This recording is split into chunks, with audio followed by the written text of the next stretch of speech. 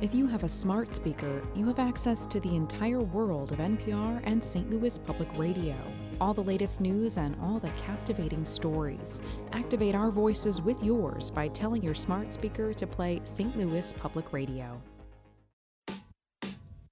9, 8, 7, 6, 5, 4, 3, 2, 1. I think that is fair to As I say. say, hands to kiss and babies to shake. But I think my record speaks for itself. That's a really good question. Hello and welcome to the Politically Speaking podcast. I'm your host, Jason Rosenbaum, a reporter with St. Louis Public Radio. Joining me in St. Louis on this very, very hot day is fellow reporter Joe Mannies and our very special guest today, David Barklage, consultant. And also the best hairstyle in Missouri politics, the frosted tips. Well, he has a great tie on. It's a really nice gray pinstripe suit and a terrific paisley print tie. He looks fabulous, and there's no sarcasm there. I'm starting to feel like a steer being prepared for the county fair. I'm going to get an award, and then I'm going to be cut up into steaks. We're friendly folk here on the Politically Speaking podcast. Yes, although I will tell my husband about that tie. I'm a big tie person. So thank you for coming, by the way. We're kind of continuing our second year of our summer consultant series on the Politically Speaking podcast. And we're going to see if Mr. Barklage here can one-up Jeff Rowe, Jane Duker, Jack Cardetti in terms of star power. That's tough competition. It's very James tough. Harris. James Harris as well. Oh, that's easy. Yeah. But for people that haven't followed you and don't know who you are, tell us a little bit about yourself, kind of how you got into politics, and kind of what you do now. And where you came from, and of course where you went to high school. You mean like from birth? A little bit. No, Cape Girardeau, Missouri is where I grew up from. I grew up in a church. Rush Limbaugh, David Limbaugh, the Limbaugh clan went, Peter Kinder, Jason Crow. So a lot of politically active people grew up in our congregation. I was student body president at high school and college, and got mad at the city council when I was in college and ran and got elected when I was 21. Yeah. Was managing a congressional campaign and then started helping others. And then I got into business. And in 1994, when Congress switched, it inspired me to go to Mark Richardson, the father of now Speaker of the House, Todd Richardson, and ask him if he'd hire me to sort of help build a House committee. And I approached the Senate as well to build a Senate committee to take majorities. And they hired me, and I worked both committees, helping build, fundraise, and we took the Senate and then got it up to 26 seats, 26-8 from 14 to 20 out of a 34-member body. Now, the congressional race that you were working on back in the day, was that Bill Emerson's? Emerson. Yeah, Bill's. He was my early mentor, and Peter Kinder was the campaign manager. And Peter's been yelling at me ever since. Yeah. Well, you are kind of associated a lot with the Lieutenant Governor, Peter Kinder, for better or for worse. What's been kind of your political and personal relationship over the years, and how has it evolved? When he needs someone to yell at without consequences, it's normally me. No, Peter he is so widely read. I think where Peter and I complement each other very well is that he has such a strong skill set in terms of policy and how his depth and being read and his willingness to sort of stand up and hit issues. I think everybody knows that Peter is definitely an ideologically and sort of policy-driven individual. Yes. And, from a political standpoint, I think I give that compliment to him. So we've had a friendship for years, and a great friendship. He's been a very good friend. His family, we have so many mutual friends, and grew up in the same town and everything else. So we're very good friends, and I give him whatever good advice I can. Now, I think what you're mainly associated with, besides being the political virtuoso for Kinder, is the state Senate campaigns. I think back before campaign finance limits, there were committees. One Democratic committee and a Republican, which I think had different names, but it was like Majority Fund Inc. Yeah. It was the Senate Majority Fund, but basically it was the Republican fund that gave a lot of the money to the Republican candidates. And I think that what has been really striking over the last, decade or so is you go from 2001, where I guess it was basically tied, or the Republicans had a one-seat majority. Yeah, and that's when Kinder actually became head of the Senate. And now you're at a point where it's at 25, I think. You have Republicans representing areas that I'm sure Republicans never expected to represent, like Jefferson County, some places in mid-Missouri. Northeast Missouri is not even contested anymore. I mean, beyond just your own political consultant voodoo stuff, what do you think has changed to where it went from maybe the precipice of the majority to now? Look, I'm no more than a conductor, and understand that the majorities that happened in the House and Senate were team efforts from a lot of the people you've had on here, and I'm just one of those many. So the real focus is Missouri is a border state, and we have seen a transition. In 1994, you saw the Deep South go Republican heavily. People don't realize that shift in Congress, that 51, 52 seats, that 51 of the 52 were Republican-leaning seats that had just been held by Democrats a long time, but they're voting presidential Republican. The more subtle shift since then has been in West Virginia, Kentucky, Tennessee, Arkansas, Oklahoma, Missouri, where you've seen the border states along the Mason-Dixon line.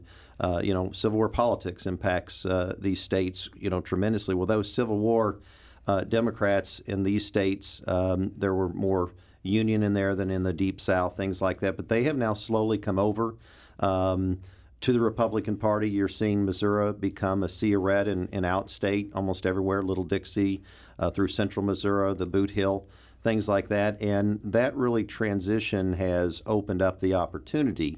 And the problem the Democrat Party base and what they face is they are an urban party.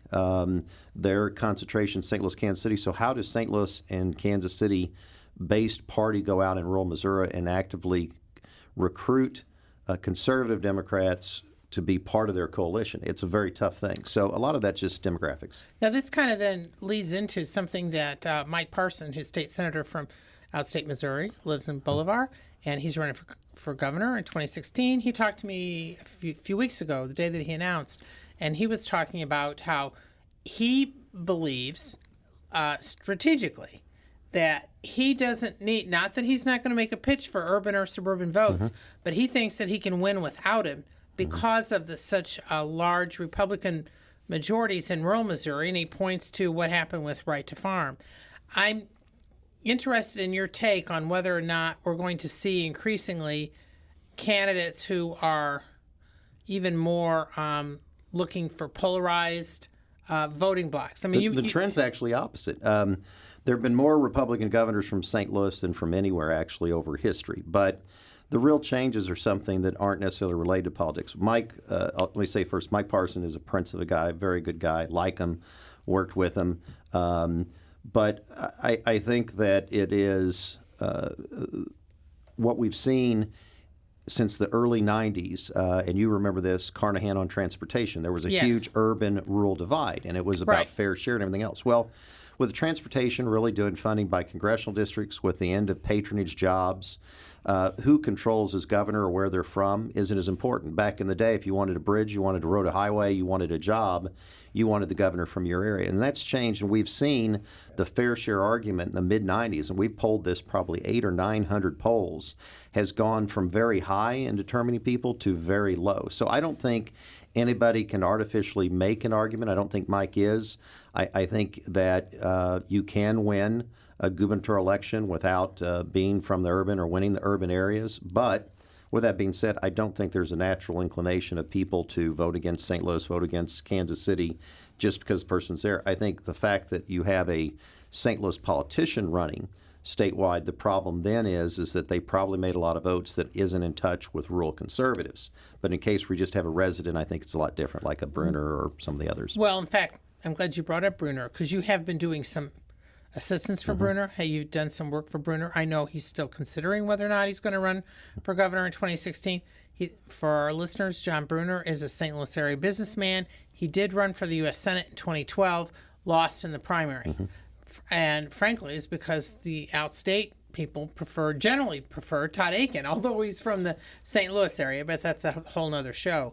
But my question, though, is, so as you're advising Bruner, or anybody from St. Louis as they're looking at running for governor, particularly on the Republican side, and Hanaway is from St. Louis area too, do you advise them to play that down and to play up since the base is mainly outstate? You can't get away with that. I mean, we've seen where people will awkwardly run a commercial in St. Louis and then something entirely different in rural Missouri. Your opponents are going to take you on that. So I don't think that works. I think Brunner, it's going to be the core of issues, and I don't think it's a question whether he's running. I think it's when he announces. Okay. I think he's very solid and committed to moving forward, but in terms of an announcement and when and how he does that is, I think, really what he's looking at. No, I don't think it's even an issue. I think when you talk about transportation, if you want good transportation in St. Louis, you have to get good roads leading to St. Louis. When you talk about health care, it's not just a St. Louis issue. So I don't really see an issue in the campaign that is really going to break upon partisan lines in a Republican primary. It's about geographic sum, but it's going to be a lot about sort of philosophy and ideas. Well, that was going to be my next question, kind of going into the Brunner thing a little bit I knew more. you were waiting. Yeah, I was ready to pounce because I got an email announcing an exploratory committee from your company. And my first question was, Peter Kinder's out there saying, I'm thinking of running for governor too. And my natural question is the, decades-long Barklage-Kinder political relationship finished if both of them end up running for governor? Well, talk about awkward. No. Peter is going to make whatever decision that he makes, and I'm supportive of his career as to my role. My role is being defined. Who do I think is most likely to be Chris Koster, who I actually recruited to run for the Senate and elected him when he was a 100% pro-life Republican. I'm sure you regret that every day. No, Chris is a very good guy personally. We still have a friendship. He just made a poor decision, but we can't blame our friends for that. Understood. I think it's a question that you have to ask each, and I've actually had an opportunity to hear most of the candidates and talk to most of the candidates and had offers from several candidates. My view is who is the strongest candidate against Chris Koster and who will be a very good leader in terms of once they get elected. And I think that John Brunner is the strongest candidate for many reasons. I think he has the best contrast, things like that. Well, that was going to be my question. Yeah, we had him more detail. We had him on our show, and he talked a lot about bringing the Republican Party together because it was kind of after the Schweik suicide. But I didn't really get a sense of a lot of policy or ideas from him, probably because he's still deciding whether he wants to run.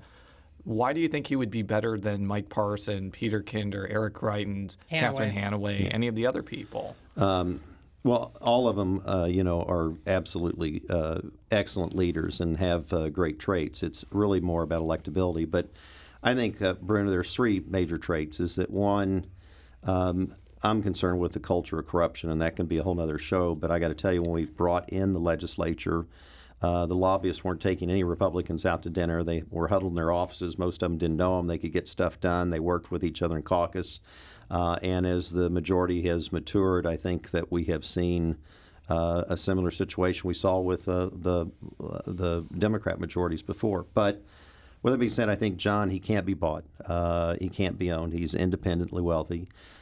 We need a new approach. It just seems that politicians are making too many decisions on polling. I'm all about using polling in campaigns, but at some point you have to discard and do the right thing when you get elected. And I think Brunner, as being a non-career politician, is important. And the last is, I think he's an incredible manager. If you sit down and talk to him, you find out that, he took a small company that was struggling, or at least that was not incredibly strong, and built it into a powerhouse. This guy can actually manage government. And I'm tired of Republicans talking about only cutting, and instead of actually trying to manage things to make things better. Yeah, I have a clip of Brunner right now talking about kind of another impetus for him getting in, which I alluded to earlier, which was the fact that he thought before Schweik's death that the discourse in the Republican Party was kind of out of control, and how he thinks that he can change that tone. Unlike the ad that was run against Tom Schweik, that disparage his stature, his character, squash him like a bug. Yeah. These personal attacks are totally uncalled for because, when you move off of the issues and go into the personal attacks, you've lost the values and the principles that why you got into the race to begin with. So I think that the predicate of that question was, he had run negative ads in his U.S. Senate race, yes, which was not surprising. It was a competitive primary. They all did. But along with Mike Parson, they're both kind of coming in with let's all get along, let's not be as negative sort of mentality. And the question that I have for you and for anybody else is, do you really think that's going to last, given the fact that there's going to be a competitive race, and often competitive races get testy and personal. I do. Look, I helped recruited Tom to run for auditor, ran his first campaign. His wife, Kathy, is one of the dearest people I know. I think sometimes it takes a tragedy like that to actually put a pause on things. And I've been as tough as anybody. I mean, I don't shy away from that. But the fact is at some point you realize that there is that line and that we all need to try harder to avoid that line. And so from that standpoint, I'm absolutely committed to trying to run it as positively and about issues and focus away from those kind of personal issues. And I think a lot of the others, I think Mike Parsons is absolutely, there. I think that some of the other candidates are going to look at that. I just not sure that really long-term does a lot of good for the party or for the state to get into those kind of politics. But at the same time, you look at Schweik's kickoff, and first I want to say I respected the auditor a lot. I was sorry what happened. But at his kickoff, he was extremely negative. I even asked him about it afterwards. He specifically referred to Koster as corrupt. He used that word. He contended that Hanaway, a fellow Republican, he said she was in the pocket of Rex Sinquefield, and he, actually was contending that if she wins, Sinquefield's going to control the state. I mean, he was more specific, more attack dog in his kickoff than usually candidates are. So my point being that I'm not justifying the ads that were run against him, but my point was he was dishing it out too.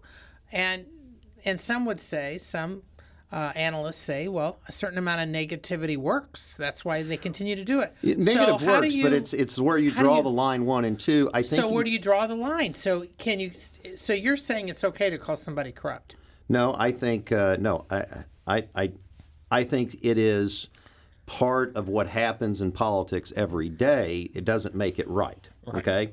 So I think preferably if we could all talk fairly about issues and talk about vision. I think the more positively you can reinforce. I mean, Todd Akin won a primary without ever doing a check ad. Now, correct. There were other forces out there beating the hell, out of the other politicians, John Brunner, for him. But I would argue that you can go a long way with that, 1, and 2, that you don't have to go personal. You don't have to talk about people's personal lights or traits or that. Mm-hmm. That each of these candidates, I could point to each of these candidates an issue that I think is probably more cutting. That's a above the board vote in the legislature than any kind of personal trait. And I think that's where you have to go. You have to have a discourse on people's votes and differences. No, that's understandable. And one of the things I wanted to ask you is because after Schweik's death, I thought you posted a very eloquent comment on Facebook and said publicly about changing the tone in Jefferson City, because I know that Schweik was one of maybe 2 candidates that you publicly talked about how much you supported them and how much you wanted to win. The other was Jack Spooner. Yeah. And I just wanted to ask, because you did mention changing the tone. I mean, in 2012, Peter Kinder ran an ad against Susan Monty talking about going to gay pride festivals, talking about how she was a liberal activist, things that I didn't know that was a name calling. Understood. Well, and they circulated this hidden video of her drinking at Democrat Well, days. that was 2010. And but still, it bled over. But my point is, remember the other part of my Facebook post was apologizing for some of my past sins. Well, that was going to be my question, because, I mean, I remember that when that ad came out, a lot of people in the gay community here in St. Louis were really upset about that. And you were with Peter Kinder then. Is that the type of ad that maybe you regretted, sending or being a part with? Well, I think that the purpose was sort of to point that her values in regards to issues and things were out of touch with rural Missouri, and I think the politics have changed in terms of gay issues, as we've seen, like on gun issues, it's gone decidedly pro-gun.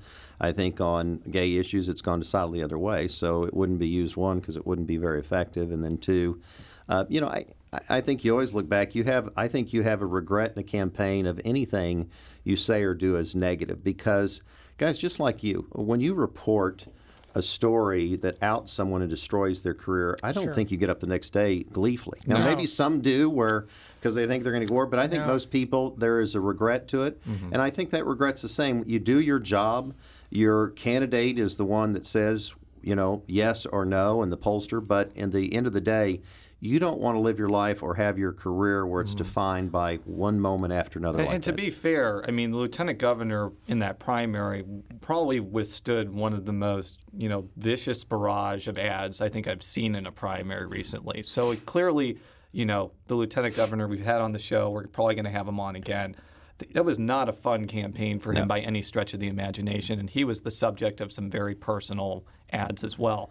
But and guys, you're in a lot of emotion when you're in the middle of a campaign, and to when you're trying to figure out polls and try to figure out how to go, I'm just telling you, it's very easy in this business for everybody involved, from the candidate to the operatives, everybody else, to step over those lines. And again, I would wish out of Tom's death, at least we would take a pause and say, can we do it a little differently? And I think that's a challenge that at least has to be considered. We can't be so callous to just say, oh, well, let's just go on. I mean, you can, but that shouldn't be the way that, again, that this business works and goes about. No. Well, during the 2012 primary that Kinder had with a fellow Republican, there was a barrage of ads run against Kinder by a 501c4, which is a group that doesn't have to identify their donors. And it was generally believed that it was someone allied with Lager, his primary opponent. There already are some 501c4s that have been created to either advance certain issues in the legislature, but now to advance certain causes or battle certain causes that are going to be on the 2016 ballot. Does that make it harder to change the discourse if you have a growth of groups, and frankly, these are by both parties, where you don't know the donors, and they're particularly being harsh in their attacks? No, that's a good point. I mean, there needs to be accountability, there needs to be disclosure, there needs to be transparency. It's that simple. The only way you can have a political system that works long-term, is not corrupt, is to have complete transparency. And if you can't do that, you got to figure out how to do limits and make limits stick with everybody. Now, my final question before we shift to right to work. I mean, you mentioned Chris Koster and you recruited him in the Senate. We've had Republicans on this show saying, we're going to be competitive against Chris Koster. We got to beat Chris Koster. I haven't heard one Republican say that he's going to be easy to beat. I haven't heard one person who was very confident in the fact that they're going to be able to beat Chris Koster, despite all of the, slings and arrows that get thrown his way by his adversaries and by journalists. What do you think it's going to take for Brunner or somebody else to defeat what many feel is a very difficult candidate next year? I like Chris personally, but I think he is very vulnerable. We've already done testing and a profile of a guy who's a successful business person, as Brunner. Poll test almost 2-1 over Chris Koster. People don't know that Dave Spence was only 4 points down to Jay Nixon coming into the August primary, and Jay Nixon had not had one penny spent against him. I think there are several things. One, I think Nixon's handling of Ferguson and his sort of no-show governor is creating an environment that's bad for the Democrats, and I don't know how Koster, as a convert, really runs away from that. So I think the environment is questionable. I think the fact that he switched and that no one has, Ed Martin didn't, has really taken Chris and said, how can you go from pro-life to pro-choice? How can you be this and to be that? I think a lack of sincerity with the where the voters are today. They're looking for sincerity. They're looking for real leadership. I think that, so you have the environment. I think you have Chris's record. I think you have just a different in management. And looking at the poll numbers, Chris has been Attorney General now for 6 years. And his poll numbers are not that good. He is running neck and neck with all the Republicans. I absolutely believe that there is a very good chance, if John Brunner is the nominee, that he will defeat Chris Koster. I'll tell Chris that myself. I'm saying on this program, and not out of wish. I'm a strategist. I'm just telling you, when you look at the poll numbers, you look at the ideas, you look at their records, their comparisons, I think it's a very competitive race that actually may favor John Brunner. And I think some of the other candidates, Peter Kinder, Mike Parsons, Catherine Hanaway, I think all of them have traits that could make them a lot stronger than people believe. The worst thing is, how do you want to be the candidate that's so far ahead that you're not kept frosty every day? Chris is not working like a guy that's running for his life. And at some point, it becomes too late. It's sort of a tortoise and the hare situation. Now, 2016 is going to be a presidential election year. Mm-hmm. Now, you saw in 2012, a lot of people thought McCaskill was toast, in part because they figured Obama wouldn't do well in Missouri, which he didn't. But she was able to shift the argument so there was a huge, about 30 percentage shift between people who voted for Romney and then ended up voting for McCaskill. So, and then that helped the rest of the Democratic ticket. So when you're talking about how Bruner or any other Republican would do against Koster, is that contingent somewhat on who the presidential nominee is and how strong or weak Hillary Clinton is? You were, Joe, as usual, you were absolutely right. The presidential contest, so we don't really know. So when we ask the discussion, is Chris beatable or not, that's going to weigh into it heavily, both favorably and unfavorably. If Hillary Clinton does not contest the state, if Roy Blunt runs a non-competitive campaign, things like that, those are all going to move dramatically for the Republican nominee. And then you've got the issues on the ballot. And so let's right to work, for example. Yeah, that was going to be, we're going to transition into that. Do you think that's going to be on the ballot? Well, let me say this. Okay. The Republicans have put themselves in an incredibly bad position. Strategically, to put right to work out there, to make it an issue, to throw down to the national unions, and then not to complete the task is painting a target on every Republican. And my strategic advice to the party is, one way or another, you have to take right to work off the table before the November elections. Otherwise, the unions will be in with tremendous resources. Is that done by the Republicans passing it on an override? Yes. If that's done, we look at Indiana, we look at Wisconsin, we look at Michigan. The unions just putter out. If that doesn't work, do you put it on the ballot for August or something? Maybe. So I think one way or another, the Republicans have to come to grips with the fact that if right to work is not resolved going into November, they're in trouble. Well, I wanted to play a clip from former House Speaker Steve Tilley. For full disclosure, he's representing the AFL-CIO. Do you have any clients that are union-based? They steer away from David Barklage, basically. This is what he had to say about the issue, and I'll follow up with him after this clip. There's a whole host of anti-conservative principles at work. When's the last time this supermajority of Republicans went in and said, we want to get involved in a contract negotiation between employer and employee? Or when did we get involved, this supermajority of Republicans get involved in telling an employer, hey, you can't do that even if you want to in your own private business? And so it's really not consistent.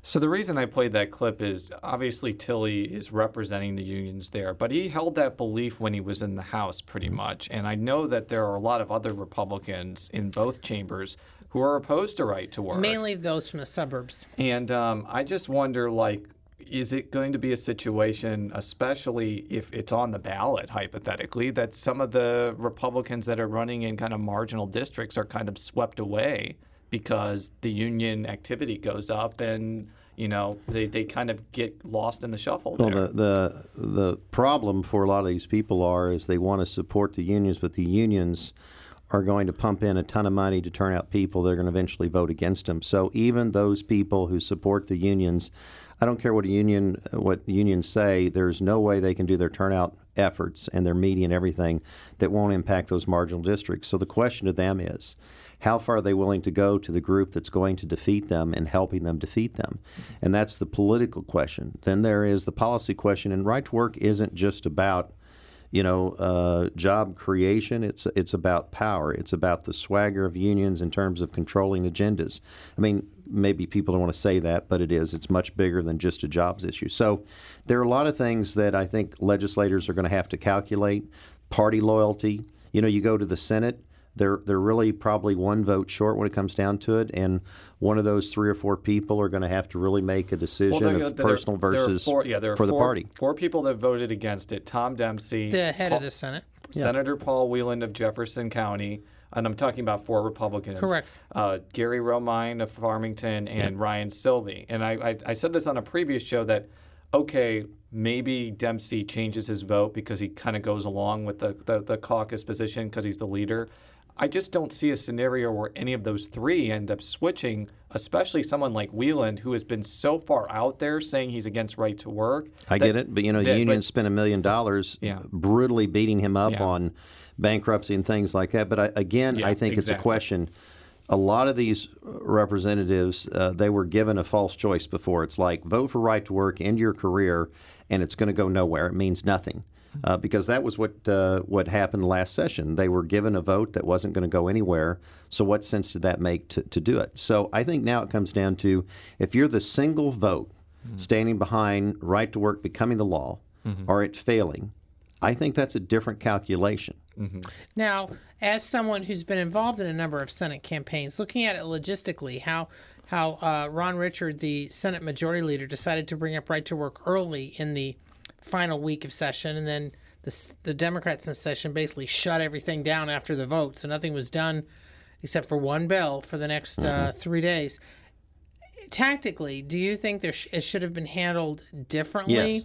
How would you have done it? I like Ron Richard, but I have to say is that I think John Deal had, if you were going to have a plan, the plan would have been to deal with the override during session, where you had a finite 10 days to sort of move and put your people around everything else. John had the plan. He was there. I think Ron fumbled the ball on that, and it's sad because it set up and put a lot of his membership and a lot of the members of the House in a much tougher spot. Why do you think he did it the way he did? I think it wasn't so much Ron as I think there were several members that didn't want to do it, and he was listening to his membership as majority leader.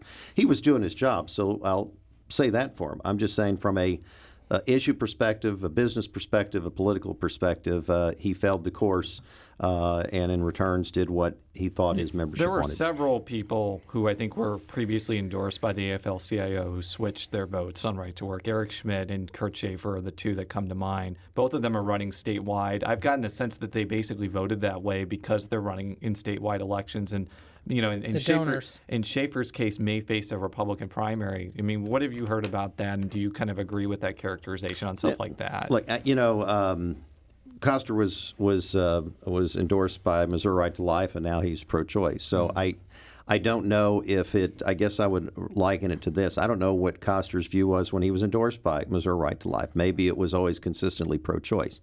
I would say with Kurt and Eric in particular, I think they are very strong in terms of pro-business, in terms of reform, things like that.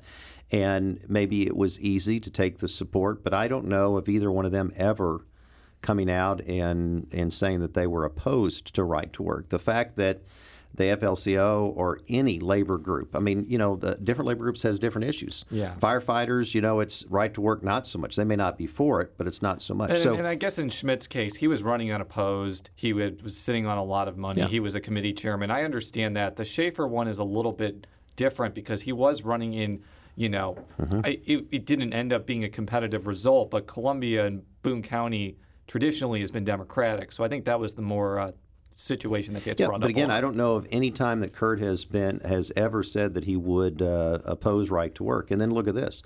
In Bob Onder's seat, where people thought St. Charles was such a labor county, Gatchenberger and Vicki Schneider came out and were strongly against right to work. Onder was strongly pro-right to work, and he won with over 60% of the vote. And that's in the heart of what people believe is labor country. I think there's a very big change for Republicans. Now, there are some who contend, in fact, Tilly was one of them, who claimed that in that particular contest that there were other factors, and that they claimed that Onder didn't emphasize his opposition to right to work. Instead, he was emphasizing his opposition to Obamacare. Hang on. I'm not saying he didn't, but what Tilly's contention, Come on, guys, fight. Let's hear this. I'm laying out This is Tilly. like the second show in a row we're fighting. But I'm laying out Tilly's contention here. Yes. He's contending that there were other issues like Onder's opposition to Obamacare and some of the other things that he contends was a bigger factor. I'm laying that out because I'm interested in your take on that. I will just say, having covered that race, Onder was front and center saying he was pro-right to work. He was not like hiding it or anything. No. Well, he wasn't saying that. But I my hate point to say was, this, okay. but you're both right to the extent that he was very visible on it. I think it was an issue, but in any race, there are obviously more than just one issue. I mean, there are some races that are defined on one issue, but typically, was it money? Was it timing? Was it media? Was it the door-to-door? Was it the personalities? Was it the issues? All those have something to do with it. Onder's a great candidate. Yeah. I want to emphasize that. He was a stronger candidate. Yeah. Well, I know we did Blaine Luchtemeyer's campaign against him for Congress, and he was a tenacious competitor. Yeah, and so, right now it's June. The override attempt will come up in September, and it's really going to be, I think, a big test of Todd Richardson's House leadership because it goes to the House first. And I think that they have to decide whether they want to do an override or not. What is your prediction on what do you think will happen at this point in time? Look, Todd, I have to tell you, I think Todd is, if not going to be seen as one of the best speakers that we've seen or that we've ever had, he'll be one of the best. He has the ability, a lot like his dad, to be able to say no to you and you're, oh, okay, that's fine. I mean, he just has a real personable ability to bring people together and make things happen. And so I think if anybody can do it, he can. I mean, he's shorted, obviously, because there's 2 vacancies, and I could imagine if they get close that the governor will give any appointment away to block it. Right. So that is a challenge for him, and he didn't structure this. He's inherited it. Yes. So I don't think it'd be a measure of his leadership is to be tested when you walk into somewhere and the table's already set. Yeah. I think it'd be interesting how he handles it. I think that there is a chance it can be overridden when you look at the greater issues, but we'll have to see. Because I've had some business people, top people with some of the business groups in the state tell me privately that A, they don't say the House has the votes, but B, that their signals that they've been getting from Richardson is that he doesn't want to divide the caucus so soon, especially when he just took over. Is that what you're hearing as well? In other words, there's a hint there might not even be a vote. I think Todd Richardson is committed to carrying on the business, the House, that was the agenda that was set forth that he inherited, and he's going to do whatever it takes. I also think he's going to be mindful of the impact of members, and so I don't think he's figured out where he's going to go today, and I don't know that personally, but my guess is that Todd, that he is going to do everything he can to pull the caucus together to see if they have the votes, and if they can do it, he's going to be the one to be able to do it. And if they don't, I think he's going to do whatever he can to sort of keep and bring the caucus back together. And I know that's somewhat ambiguous, but it's probably true. I mean, he is going to want to try to save unity. At the same time, I think he's going to go for it as hard as he can. We only have a couple minutes left. I want to do a couple quick hits with Senate races. Uh-oh. Do you think that the Republicans can take back the first Yes, that's currently absolutely. heard by Sifton? And who do you think's the candidate? Is it Marcia Hafner? I think Marcia Hafner is the candidate. I think she'll be incredibly strong. Rick Stream, after being brutalized as a pro-life birther, right-wing extremist, carried that over Stanger, who is the incumbent there. He carried almost every township. Yeah. And then, So, of course, Stream's planning on running for the state Senate from a different district. but that's a heavily Republican district. Correct. Now, we had a guest on last week, Stephen Weber of Columbia. Really class act. Great guy. Very class act, I would agree. Also, Caleb Jones, who may run against him, may not run against him, also a class act.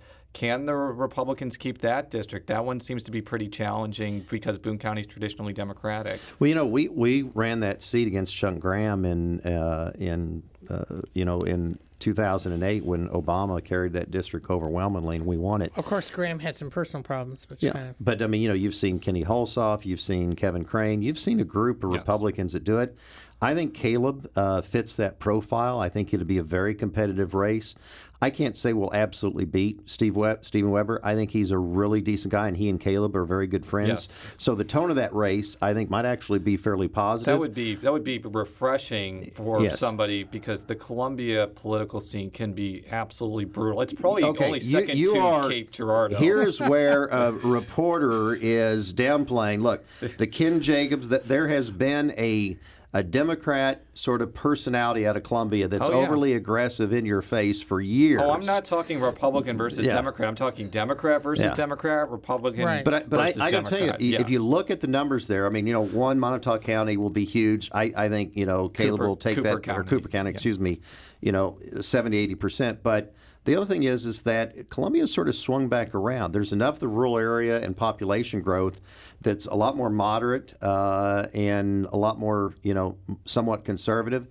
Kurt and some of the other elections, you look at Caleb Rowden's seat, some of the others. There's some real depth to Republicans in Columbia. I think it's somewhat switched, so it'd be a competitive race. Ballot issues, what effect might they have? Because there may be a marijuana issue on the ballot. There may be campaign finance on the restrictions on the ballot. There may be photo ID on the ballot. Do you have any thoughts about how issues might affect all Absolutely. this? And are you going to be involved in some of those Absolutely. races? We track that several ways. A very quick brief is that minimum wage may very well be on the ballot, and minimum wage passed in Arkansas, I think, by 73% while they swept everything. So the old adage that minimum wage is going to drive Democrat votes, I'm not sure that that's going to have much of an impact. Medical marijuana is most likely. I don't know if recreational will make it. Medical, I think, might drive out some of your, more libertarian elements in Columbia and those areas, but they switch on different ballots, so I'm not sure that's going to be a huge impact. I believe there was actually a marijuana initiative when Kurt was running the one time, and maybe in 2008, I'm thinking that was when it was, or maybe it was in 10. I can't remember. We had some elections, and it didn't overly impact us there. Yeah. I don't think that that we're going to see. I think outside that, the realtors have a prohibition against taxes on services, sales taxes on services. That'll bring out some conservative, and it'll bring out the realtors, and that might marginally help. And what am I missing here? I don't think campaign finance, everybody wants to talk about it. No one wants to fund it, just like ethics reform should be on the ballot, but who's going to fund it?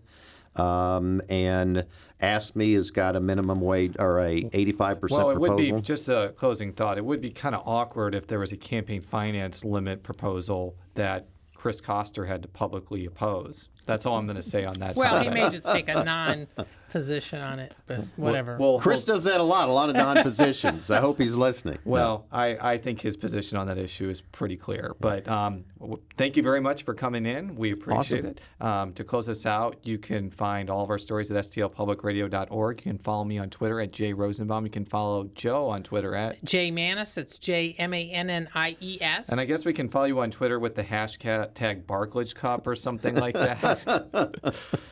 You're right. I don't know my Twitter account. All I know is that I've been today with two great reporters that people around the Capitol respect. So I'll give you all that. Thank you. And we appreciate that flattering praise. Until next week, so long.